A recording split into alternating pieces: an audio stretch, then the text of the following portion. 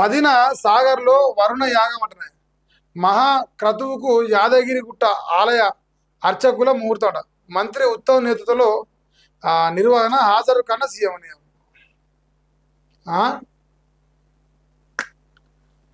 రాష్ట్రంలో ఎల్లినో ప్రభావం పడకుండా విస్తారంగా వర్షాలు కురిసి పాడి పంటలతో కలకలలాడాలని, కృష్ణా గోదావరి నదులు పరవళ్లు దొక్కాలని ఆశిస్తూ నల్లగొండ జిల్లా నాగార్జున సాగర్ తీరంలో ప్రభుత్వం వరుణ యాగం చేయనుంది. సీఎం రేవంత్ రెడ్డి సూచన మేరకు దేవాదాయ శాఖ పర్యవేక్షణలో యాదగిరిగుట్ట దేవస్థానం ఆధ్వర్యంలో ఈ నెల 10న ఈ మహా క్రతువును నిర్వహించనున్నారు. యాదగిరిగుట్ట శ్రీ లక్ష్మీనరసింహస్వామి దేవస్థానం అర్చకులు సిద్ధాంతులు దీనికి ముహూర్తం ఖరారు చేశారు. ఈ యాగంలో మొత్తం 11 హోమగుండాల వద్ద 108 మంది ఋత్వికులు, వేద పండితులు పూజలు చేరున్నారు. ఈ క్రతువుకు సాగర్ తీరంలోని విజయ విహారం వేదిక కానుంట. మరి ఇప్పుడు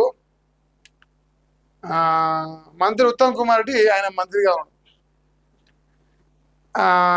నేను చెప్పినా కదా మీకు, నిన్న కాక మళ్ళీ చెప్పిన 2 లక్షల క్యూసెక్కులు 2,10,000 క్యూసెక్కుల వరద శ్రీశైలం నుంచి వస్తుంది. అంటే నాగార్జున సాగర్ నుంచి అంతో ఇంతో వస్తుంది. ఎన్ని లక్షల క్యూసెక్కులు కృష్ణా గోదావరి పరవళ్ళు దొక్కుతున్నాయి. గోదావరి ఆల్రెడీ పరవళ్ళు దొక్కింది, పండుకున్నది.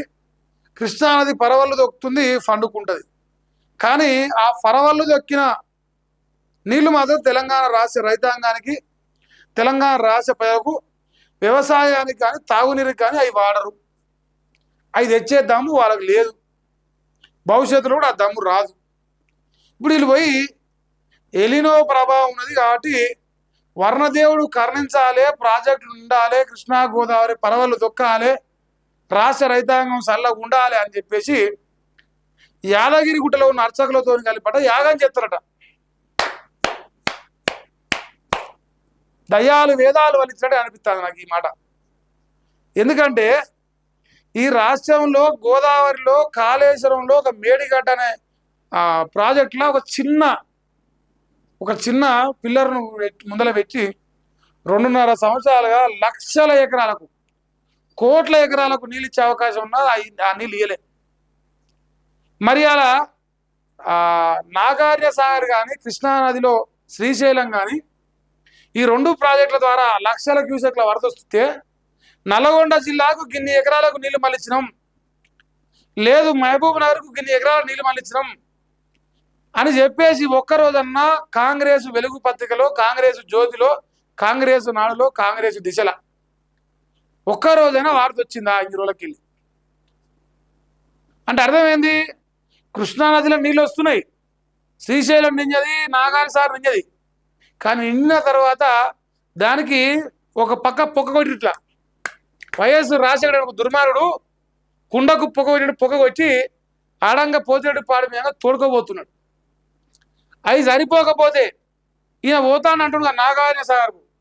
ఈడంగా నాగార్జున సాగర్ మంగళారతి పాట వాళ్ళకాయ మా ఉత్తమన్న మంగళ హారతని వాళ్ళకవే మా మంత్రి గారికి అని రేపంచి ఆడ పాట పాడుతుంటే ఆడంగా అప్పటికే తోడుతూ ఉన్నాడు నాగార్జున సార్ కుడికాలోకి వెళ్ళి. చంద్రబాబు నాయుడు గారు ప్రియతమ నాయకుడు రేవంత్ రెడ్డికి ఈ ముచ్చట ప్రజల ముందర చర్చ జరగనియరు. అన్న యాగం చేస్తాడు, యాగానికి అర్చకులను పెట్టిండు, ఇదా ప్రజలకు కావాల్సింది. మరి యాగం చేసి మనకు కాదు నీళ్ళు పోయేది, ఆంధ్రాకు పోవాలి. అంటే ఆంధ్రాకు నీళ్ళు మలిపేందుకు యాగం చేస్తారా? ఏం యాగమే దాని పేరు? ఏం యాగమా?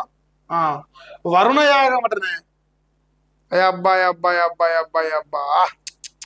మీరు నిజంగా మంచోళ్ళు అయిపోతే మేము నైట్ కథమైతే మీ అందరం.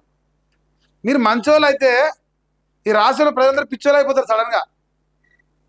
నిజంగా రేవంత్ గుణమి చేసుకొని చెప్పి వర్ణయాగం చేసి అంత అవసరం ఇలా ఉందో లేదో పక్కనట్టు, కానీ ఆ వర్ణయాగం చేసినాకైనా రేపు ప్రాజెక్టులు ఇంతే, మన వాటా అంతే, ఎక్కువ అవసరం లేదు. కృష్ణానదిలో నాగార్జున సాగర్ కానీ, శ్రీశైలంలో కానీ 2 ప్రాజెక్టుల ద్వారా మన వాటా ఎంతో గంత నీళ్లు తీసుకొచ్చి నల్లగొండను, మహబూబ్ నగర్ను సస్యశ్యామలు చేసే దమ్ము మీకున్నదా? మీ గుండె చేసుకుని చెప్పి లేదు. హుజూర్ నగర్కు ఉత్తమ్ కుమార్ రెడ్డి గుండె చేసుకొని ప్రతి ఎకరాకు కామంటారు శ్రీశైలం నీళ్లు మళ్ళిస్తా, నేను మీకు ఎమ్మెల్యేగా ఉన్నదని చెప్పే దమ్మున్నదా? పేపర్లలో లంగ ముచ్చట్లు రాయడం గొప్ప కదయా. నిజం ఉండాలి దాంట్లో, ప్రజలు నమ్మాలి. నిజంగా మా నాయకుడు మా ప్రభుత్వం మాకు మేలు చేస్తాను నమ్మాలి. వర్ణయాగం చేయగానే మీరంతా మంచోళ్ళు అయిపోతారు. దొంగలు మీరు. ఇక రేపో మాపో చంద్రబాబు నాయుడు తడంగా ఆయన వాదన కొత్త పాట. పోతిరెడ్డి పాట పొక్క కొట్టి నీళ్ళు దొరకపోతుంటే మల్లెపూలు చల్లుతాడు అలాగేలి. మల్లెపూలు చల్లుకుంటా బా ఏమొత్తాంది కృష్ణ అంటాడు, ఎందుకంటే ఆయన దొరకపోతుంది కాబట్టి. అది కథ.